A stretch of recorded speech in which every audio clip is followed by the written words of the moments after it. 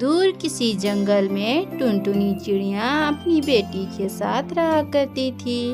टुनटुनी चिड़िया का तरबूजों का खेती था। वो बहुत ही मेहनत से तरबूजे का खेती किया करती थी और उन तरबूजों को बाजार में जाकर टुनटुनी चिड़िया बेच आती थी। उसे तरबूजों से बहुत अच्छा पैसा मिलता था। उसे काफी मुनाफा भी होता था। टुनटुनी चिड़िया के तरबूज जंगल के सभी पक्षियों को बहुत पसंद आते थे। वे बहुत ही मीठे और स्वादिष्ट थे। उसी जंगल में कालू कौवा भी तरबूजों का खेती करता था। कालू कौवा का तरबूज फीका और बेस्वाद था। एक दिन उसके तरबूज लेने एक पक्षी आता है। अरे कालू भाई, ये तरबूज कितने की है? 10 रुपए की है ये तरबूजे। अच्छा, तो पहले मुझे एक तरबूज खाने को दो, मुझे बहुत जोर से भूख लगी है। कालू कौवा उस पक्षी को तरबूज देता है और वो तरबूज को खाने लगता है। अरे अरे, ये तरबूज कितना बेस्वाद है, बिल्कुल भी मीठा नहीं है। ऐसा तरबूज बेस्वाद मैंने पहले कभी नहीं खाया। मेरा तो मुंह ही खराब हो गया। पैसे तो गए, ऊपर से मेरा मुंह का स्वाद भी गया। अब मुझे कुछ स्वादिष्ट खाकर अपना मुंह का स्वाद अच्छा करना होगा। ऐसा कहकर वो चिड़िया वहाँ से उड़ जाती है। अरे रानी कवि, अगर इसी तरह चलता रहा तो हमारा कोई भी तरबूज नहीं बिकेगा। सारे तरबूज खेत में ही सड़ जाएंगे। हमें कुछ तो करना होगा। एक काम करता हूँ, मैं अपने चाचा जी के पास जाता हूँ। उनके पास बहुत सारे आइडियाज होते हैं और वे कुछ न कुछ उपाय जरूर बताएंगे।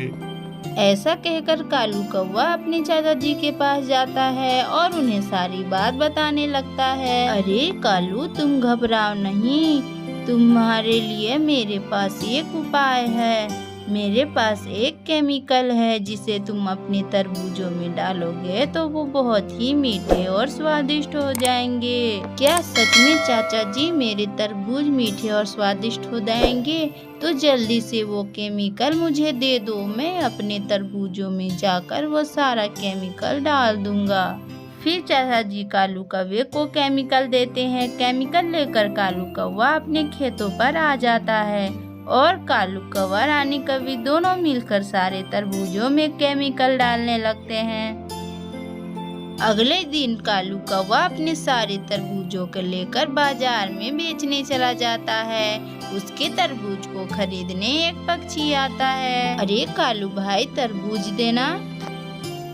हाँ हाँ कबूतर भाई, जरूर। ये तरबूज बहुत ही स्वादिष्ट और मीठे होते हैं। एक बार खाओगे तो बार बार आने का दिल करेगा इसे खाने के लिए। हाँ कालू भाई, पहले मैं खाकर तो देखूं, फिर मैं 8-10 किलो तरबूजे अपने साथ ले जाऊंगा। फिर बंटी कबूतर तरबूजों को खाता है। अरे वाह कालू भाई, वाकई में ये तरबूज तो बहुत ही मीठे और स्वादिष्ट हैं। ऐसा तरबूज मैंने पहले कभी नहीं खाया।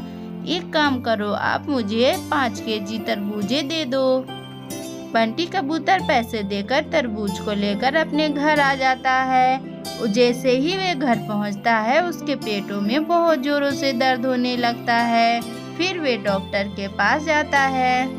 डॉक्टर के पास सभी पक्षी भरे पड़े थे। जितने भी पक्षी कालू कौवे के तरबूज खाते, सभी को पेटों में दर्द हो रहा था। ये देखकर टुनटुनी चिड़िया काफी परेशान होती है।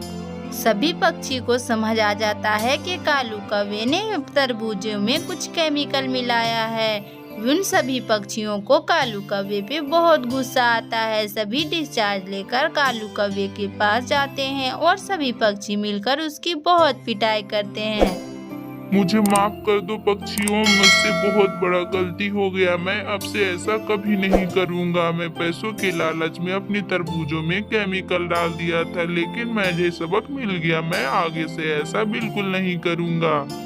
सभी पक्षी कालू कौवे की गिड़गिड़ाहट सुनकर उसे छोड़ देते हैं और फिर कालू कौवे को सबक मिल जाता है और वे आगे से ऐसी गलती कभी नहीं